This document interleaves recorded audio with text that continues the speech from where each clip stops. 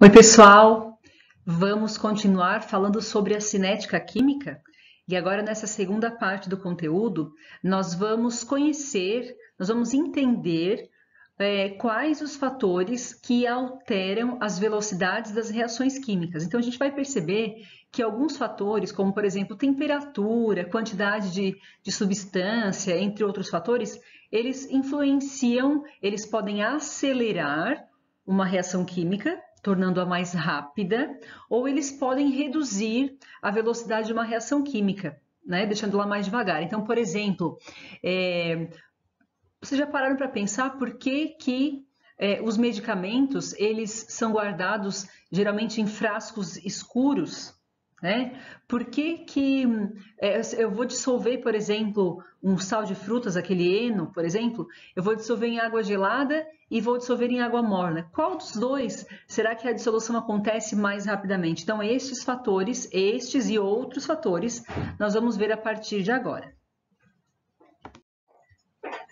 Então, os fatores que influenciam a velocidade de uma reação química são temperatura, propriedades dos reagentes, concentração dos reagentes, né, a quantidade dos reagentes, e também a velocidade ela é influenciada, ela é alterada pela presença de outras substâncias que não sejam os reagentes, por exemplo, catalisadores.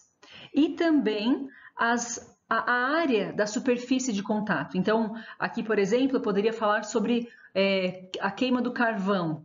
Por que o carvão, quando ele está em pedaços menores, ele queima mais rapidamente, quando está em pedaços maiores, ele demora mais para queimar? Então, esses fatores, eu vou explicar cada um deles a partir de agora. Começando então pela temperatura, um aumento de temperatura geralmente aumenta a velocidade de uma reação química. Isso porque aumentar a temperatura significa aumentar a agitação dos átomos ou das moléculas dos reagentes.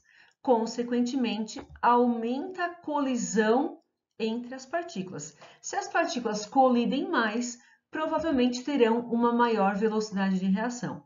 Então, aqui eu coloquei uma fórmula que representa a relação entre a constante cinética, que depois eu vou falar o que é, na verdade, é essa constante que influencia na velocidade, né? E a temperatura. Então, é um cálculo bastante complexo, nós não vamos aplicar aqui, mas só para vocês saberem, então, que quanto maior a temperatura, maior será a velocidade da reação química. Outro fator que influencia a velocidade de uma reação química é a superfície de contato. Bem, quanto mais fragmentado estiver o reagente sólido, maior a superfície de contato. Se existe uma maior superfície de contato, haverá um maior número de colisões, logo, maior será a velocidade da reação química. Então, como exemplos aqui, eu tenho o sal de frutas em pó e na forma de comprimido efervescente. Isso na prática, nós podemos perceber que na forma de pó, a reação entre o medicamento e a água acontece mais rapidamente do que na forma de comprimido dissolvido em água, certo? Então, quanto mais fragmentado, maior a velocidade da reação química. Um outro exemplo, eu poderia citar aqui o prego e a palha de aço, nosso bombril lá, né? A palha de aço, ela enferruja, entre aspas, ela oxida mais rapidamente do que o ferro. Se eu tiver a mesma massa de ferro na forma de prego e ferro na forma de palha de aço, a palha de aço ela vai oxidar, vai reagir muito mais rapidamente.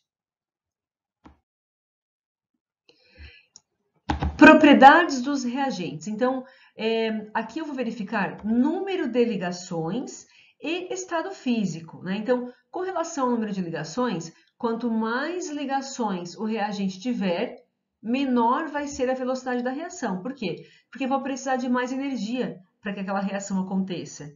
E também com relação ao estado físico, os reagentes gasosos, eles reagem muito mais rapidamente do que os líquidos, e, por sua vez, estes reagem muito mais rapidamente do que os sólidos. Isso por quê? Porque os gasosos apresentam uma maior mobilidade né? Então, gasoso tem mais mobilidade do que os líquidos e os líquidos têm maior mobilidade do que os sólidos. Por isso que os gasosos reagem muito mais rapidamente que os líquidos e estes mais rapidamente do que os sólidos.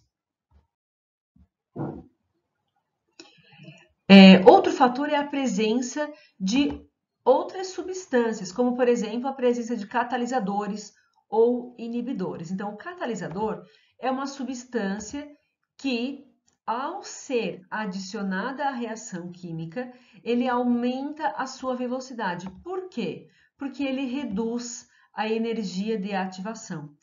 O catalisador, ele age enfraquecendo as ligações dos reagentes. O catalisador não é consumido durante a reação química, ele não fornece energia às substâncias, ele também não altera o rendimento da reação e ele é regenerado no final da reação, certo? Então, se nós observarmos aqui do lado o gráfico, então aqui começa com uma energia inicial de reagente e termina com uma energia final de produto aqui, né?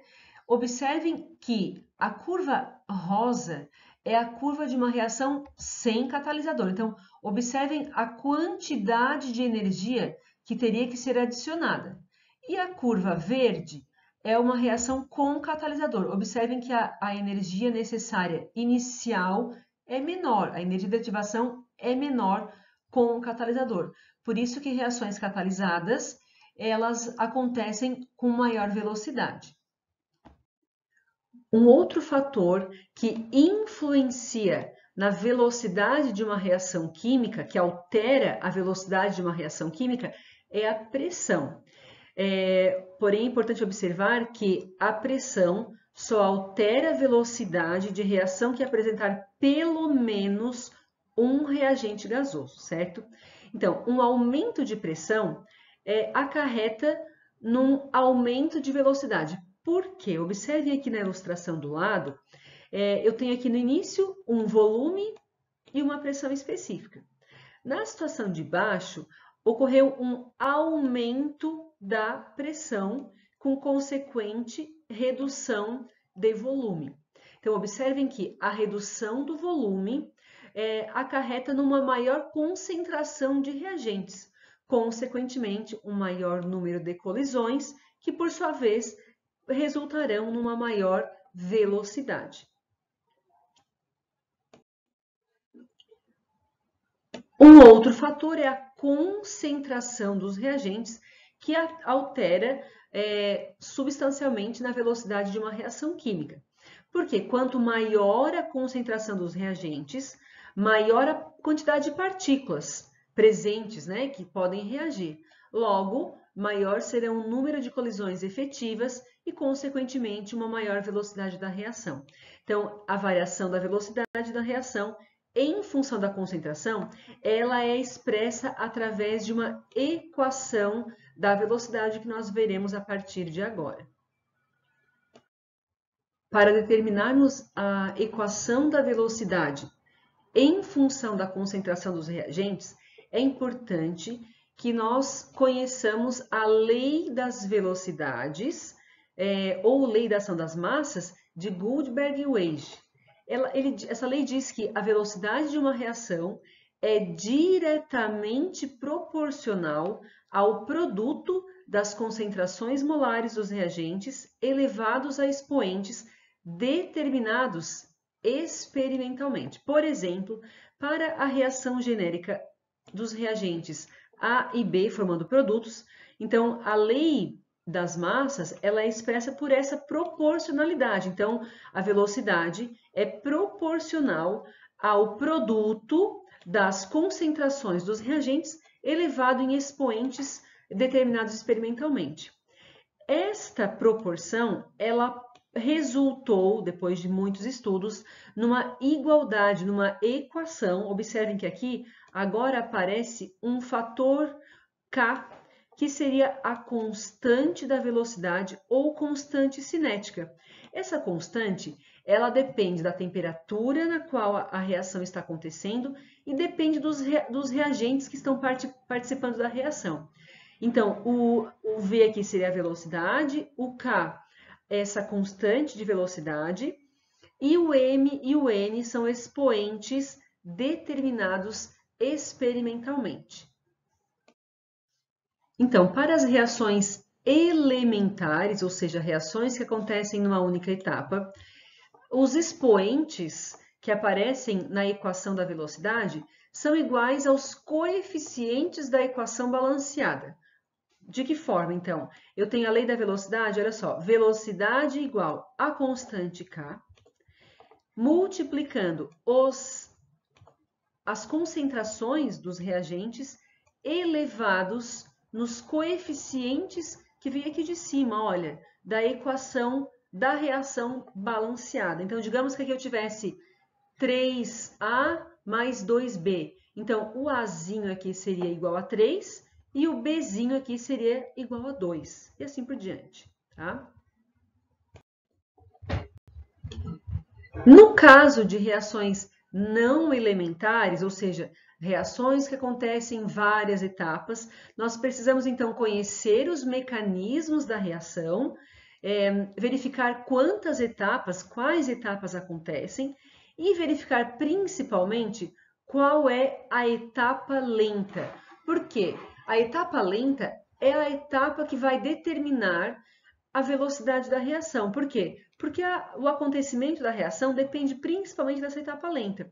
Então, observem que aqui embaixo, olha, a equação da velocidade, ela foi determinada pela etapa lenta que está aqui. Então, eu tenho, a minha equação da velocidade não vai depender das outras etapas. Então, não aparece aqui na equação da velocidade o HBRO2 ou o HBRO. Aparecem somente os reagentes que participam aqui, ó, da minha etapa lenta. Então, a equação da velocidade vai ser uma constante, K, que depende da reação específica, multiplicada pelas concentrações dos reagentes que aparecem na etapa lenta, ok? Vamos observar agora a equação da reação do NO2 com CO, formando NO mais CO2. Então, esta equação que está aqui no início é a chamada equação da reação global, certo? E a determinação do mecanismo da reação, das etapas que acontecem, ela só é determinada experimentalmente. Então, eu não tenho como olhar para a reação e imaginar como é que ela acontece, quais as etapas que acontecem. Somente experimentalmente é que é possível determinar qual é a primeira etapa, qual é a segunda etapa e quem é a etapa lenta. Então, experimentalmente foi percebido que essa primeira etapa aqui é a etapa lenta. Então, na etapa lenta acontece a reação de 2NO2 formando NO3 mais NO. Observem que aqui aparece uma substância que não está aqui na minha equação global. Essa substância NO3 é chamada de intermediário da reação. Então, na primeira etapa, formou o NO3. Observem que esse NO3 aparece como produto da primeira etapa e aparece como reagente lá na segunda etapa. Então, ele foi formado na primeira etapa, consumido na segunda etapa, para a formação, então, do NO2 com o CO2 aqui na segunda etapa, que é chamada etapa rápida, certo? Então, quando for determinar a equação da velocidade desta reação aqui, eu só considero a etapa lenta, certo? Observe que na equação da velocidade aparece o NO2 elevado ao quadrado. Da onde que veio esse quadrado aqui? Veio aqui, ó, da minha etapa lenta. É o coeficiente do NO2 na etapa lenta, certo? Então, a concentração do intermediário não aparece nessa lei aqui. Por quê? Porque o intermediário não aparece como reagente na etapa lenta. E observando aqui o caminho da reação e a variação das energias, eu tenho, então, observem que o NO2 reage inicialmente, duas moléculas reagem inicialmente, e é necessária uma energia de ativação. Essa energia aqui é uma quantidade muito alta, por isso que constitui a etapa lenta. É a etapa da reação que precisa de uma quantidade maior de energia por isso que demora mais para acontecer. Como é que eu vou saber que é a etapa lenta, então? Só experimentalmente, mais uma vez frisando aqui, tá? Bem, a partir da equação da velocidade estabelecida, é possível determinar a ordem de uma reação química. O que é a ordem de uma reação química? É a soma dos expoentes da equação da reação. Então, por exemplo, aqui, quais são os expoentes? Aqui, quando não aparece, é porque tem expoente 1, e aqui eu tenho o expoente 2. Então, a ordem da reação seria o 1 mais 2. Então, a ordem da reação é igual a 3, ou seja, reação de terceira ordem. Eu posso falar também em relação à ordem da reação em relação a um dos reagentes. Por exemplo, aqui eu tenho a ordem da reação em relação ao H2. Qual o expoente do H2? Vou olhar lá em cima, é 1. Então, é de primeira ordem em relação ao H2 e de segunda ordem em relação ao NO, porque o expoente do NO é igual a 2. Existem reações ainda que apresentam a ordem zero. Então, eu teria V igual a K. E não aparece nenhum reagente, nenhuma concentração de reagente. Isso significa que essa reação ela tem uma velocidade que independe da concentração dos reagentes. Então, pessoal, aqui eu trago mais uma reação química que acontece em 3 etapas. Essas etapas, elas constituem o que a gente chama de mecanismo de reação. E esse mecanismo de reação, essas etapas, elas são determinadas experimentalmente, somente através de procedimentos experimentais. Então, observem aqui que o ferro, ele reage com o CO na primeira etapa, formando FeO mais carbono. Esse carbono produzido na primeira etapa é consumido na segunda etapa com oxigênio formando CO2. Observem que o CO2 é um outro componente intermediário que vai ser formado na segunda etapa e vai ser consumido na terceira etapa, formando o CO. Observem que o CO é produzido na terceira etapa e é consumido lá na primeira. Então, é necessário inicialmente fornecer ferro e CO, mas esse CO vai ser consumido e produzido conforme as etapas forem acontecendo. Então, observem que o que sobram, na verdade, aqui? Eu tenho ferro, que é consumido, eu tenho o FeO, que é produzido, e se nós fizermos a verificação do oxigênio, é consumido uma molécula de oxigênio aqui na segunda etapa e é produzido meia molécula lá na terceira etapa. Então, no balanceamento global do O2, nós temos meia molécula de oxigênio sendo consumida.